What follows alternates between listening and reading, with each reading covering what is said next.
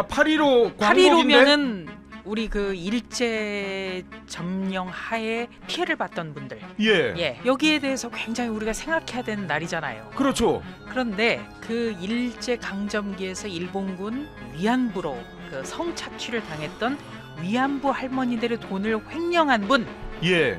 윤미향 전 의원을 사면한다고 하니 이용수 할머니 같은 위안부 할머니를 향해서 2차 가야 하는 것. 8.15 특별 사면 하다하다 이제 윤미향까지 등장합니다. 네, 정말 8.15 특별 사면 첫 사면이잖아요. 첫 사면이죠. 예. 집권한 그리고 지 2개월 만에. 광복절의 취지와 맞아야 되잖아요. 그렇죠. 네. 그런데 광복절의 취지에도 맞지 않고 국민 통합에도 전혀 맞지 않고 이런 분들이 너무나 많죠. 아 이게 저 윤미향은 저 위안부 우리 할머니들 그 돈 횡령 혐의였었잖아요. 그렇죠. 아 8.15 광복인데? 8.15면은 우리 그 일제 점령 하에 그 피해를 봤던 분들, 예. 여기에 대해서 굉장히 우리가 생각해야 되는 날이잖아요. 그렇죠. 그런데 그 일제 강점기에서 일본군 그 위안부로 정말 그 성착취를 당했던 위안부 할머니들의 돈을 횡령한 분, 윤미향 전 의원을 사면한다고 하니 참 어이가 없는 것이죠. 물론 뭐 아직 사면이 대통령 최종 사인이 남아있기 때문에 확정된 것은 아닙니다만은 사면 후보로 올라간 거예요. 쉽게 말하면 법무부 사면심사위원회가 회의를 열어서 윤미향 전 국회의원 사면을 이재명 대통령에게 건의하기로 결정을 했습니다. 네, 이 법무부 사면심사위원회의 명단에 올라가면요, 거의 99%는 사면이 되는 겁니다. 아 그래요? 네. 아 여기는 뭐 그러니까 이게 대통령한테 건의를 하는 거지만 대통령이 아주 특별한 상황이 아니라면은 빼지 않죠. 아 빼지 않아요. 예. 그러니까 항상 이 대통령 사면은 대통령의 고유 권한이지만 보통 이제 사면을 준비하고 집행할 때까지는 한 달 정도가 걸려요. 그래서 대략 누구누구를 사면할 것인가를 보죠. 그런데 이 인물에 대해서는 딱 누구누구 이름을 못 적으니까 그분의 혐의와 관련해서 이렇게 대충 기준을 잡아요.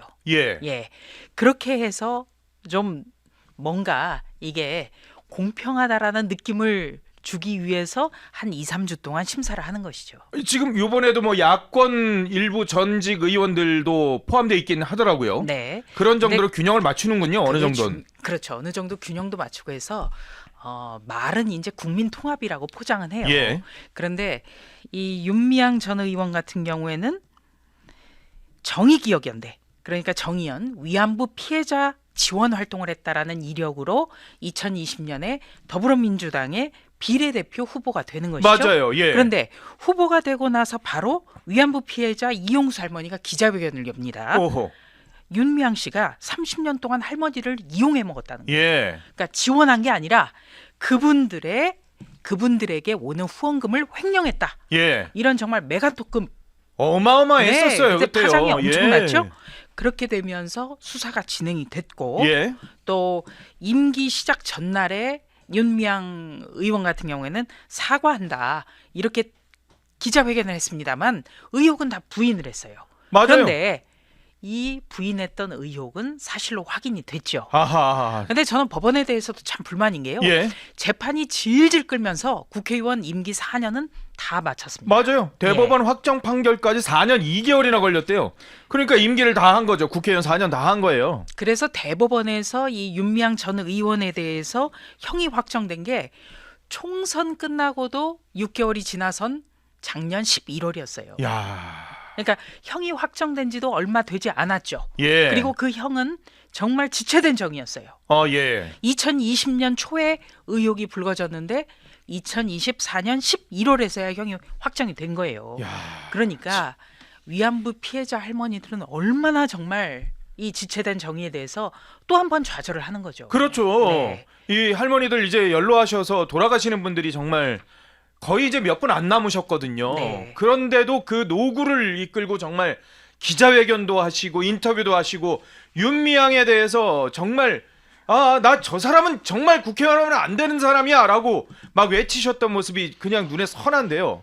그때 그런데 윤미향이 그 윤미향이 광복절 특별 사면으로 아, 모든 지위를 회복한다는 것 아니겠습니까? 이거는 진짜 다른 날도 아니고 광복절이에요. 예.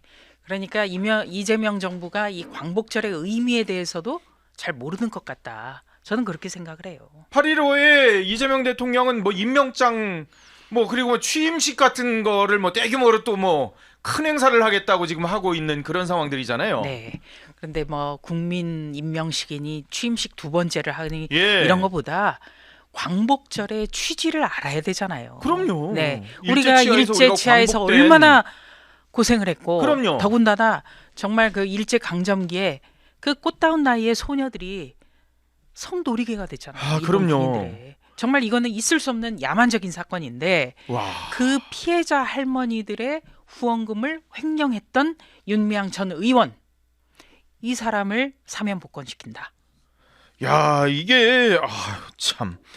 그 당시에 이분이 기자회견을 몇 번 열었었어요. 이 윤미향이 기자회견을 하면서 막 땀을 막 뚝뚝뚝뚝 흘려가지고 막 비오듯이 흘리던 그 장면. 그래서 사람들이 야, 참 후안무치하다 못해 저렇게 정말 땀까지 저렇게 육수처럼 막 이렇게 흘리는구나. 막 이렇게 얘기를 하고 막 비아냥거렸던 그런 기억이 있는데 그런 윤미향이 와, 지금 반성도 하지 않았었어요. 그때 뭐라 그랬냐면요. 대법원 판결이 나오니까 윤미향 전 의원이 2심을 문제없다고 인정한 대법원 판결은 부당하다. 정의연 활동 과정에서 사익을 추구하거나 이를 위해 공모하지 않았다. 저는 무죄다. 이렇게 반발했던 사람이에요. 네. 그렇지만 대법원에서는 이 횡령 혐의, 사기 혐의 모두 다 인정이 됐죠. 그랬죠. 네. 예. 그런데 사면이라는 게 혹은 복권이라는 게 죄를 좀 뭐 뉘우치거나 이럴 때 좀 해줘야 되는 거 아니에요? 정말 그 반성과 성찰이 있어야 되는데 그렇죠. 반성과 성찰을 하지 않고 지금도 윤미향 전 의원이 그 피해자 할머니들의 문제에 있어서 사과했다는 보도를 본 일이 없어요. 맞아요. 네. 그런데도 8.15 광복절 사면 대상에 들어간다. 이 소식을 오늘 첫 번째로 지금 전해드려야 돼요. 그래서 저는 최동석 인사혁신처장 논란이 지금도 계속되고 있잖아요. 최동석 처장이 이용수 할머니랑 이 위안부 할머니들이 기자회견한 거에 대해서 그때 또 막말을 한 적이 있었죠. 그렇죠. 그래서 굉장히 논란이 됐는데 예. 이 최동석 처장 같은 경우에는 윤미향을 지지한다. 그랬었어요. 아, 그리고 문재인 정부의 흠집내기를 한 X 수작을 벌였다고 이용수 할머니를 직격했어요. 그랬었죠. 그러니까 이 위안부 피해자 할머니들이 뭔 수작을 벌였다는 거죠. 예. 그런 주장을 한 그런 분이 주장을 망발을 했었죠. 이재명 정부의 인사혁신처장이고 그래서 이분을 빨리 경질해야 된다. 계속해서 논란이 불거졌는데 그랬었죠. 윤미향 전 의원이 첫 사면인 8.15 사면 대상에 들어갔기 때문에 야, 최동석 인사혁신처장은 이재명 대통령이 발탁했구나. 아, 누군가. 정확하게 이재명 대통령의 마음을 대변하고 있구나. 아, 이런 추측이 가능하다고 저는 봐요. 그러네요. 예. 이렇게 논란이 있는데도 그 사람을 경질시키지 않는 이유 누가 추천했길래 그러지? 엄청 센 사람이 추천했나 보다. 막 이런 얘기들이 있었는데 이재명 대통령이 직접 픽한 거 아니야? 이런 추측이 나올 수 있을 그렇죠. 정도로. 그렇기 때문에 지금 최동석 인사혁신처장은 그 수많은 막말, 특히 위안부 할머니들을 향해서 돌을 던지는 2차 가해잖아요. 그게. 예. 그랬는데도 인사혁신처장이 임명이 됐고 지금도 활동을 하고 있는데 그렇죠. 이런 가운데 윤미향까지. 최동석 인사혁신처장의 주장을 뒷받침하는 윤미향 전 의원 사면 복권되는 거예요.